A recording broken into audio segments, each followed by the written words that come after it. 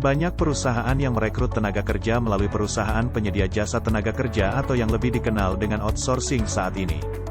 Belakangan ini, berbagai perusahaan yang menggunakan jasa outsourcing kian meningkat, sehingga kata outsourcing menjadi terdengar akrab di telinga kita. Sayangnya meskipun begitu, masih banyak di antara calon pekerja yang belum paham benar, apa sebenarnya yang dimaksud tenaga kerja outsourcing itu sendiri. Merujuk pada Undang-Undang Nomor 13, Tahun 2003, tentang Ketenagakerjaan, outsourcing dikenal sebagai penyediaan jasa tenaga kerja seperti yang diatur pada pasal 64, 65 dan 66. Karyawan outsourcing adalah karyawan kontrak yang dipasok dari sebuah perusahaan penyedia jasa tenaga outsourcing, penyedia tenaga kerja. Awalnya, perusahaan outsourcing menyediakan jenis pekerjaan yang tidak berhubungan langsung dengan bisnis inti perusahaan, atau core business, dan tidak mempedulikan jenjang karir. Seperti petugas satpam, driver dan tenaga pembersih atau cleaning service.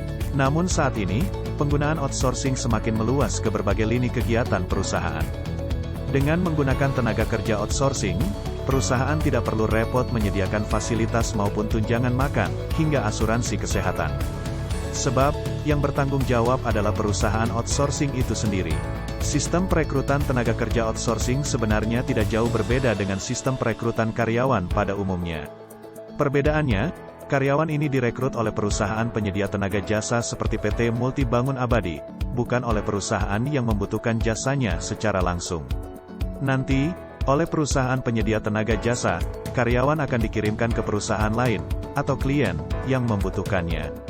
Dalam sistem kerja ini, perusahaan penyedia jasa outsourcing melakukan pembayaran terlebih dahulu kepada karyawan. Selanjutnya mereka menagih ke perusahaan pengguna jasa mereka. Karyawan outsourcing biasanya bekerja berdasarkan kontrak dengan perusahaan penyedia jasa outsourcing, bukan dengan perusahaan pengguna jasa. Problematika mengenai tenaga kerja outsourcing memang cukup bervariasi, misalnya berupa pelanggaran peraturan perusahaan oleh karyawan outsourcing maupun adanya perselisihan antara karyawan outsourcing dengan karyawan lainnya.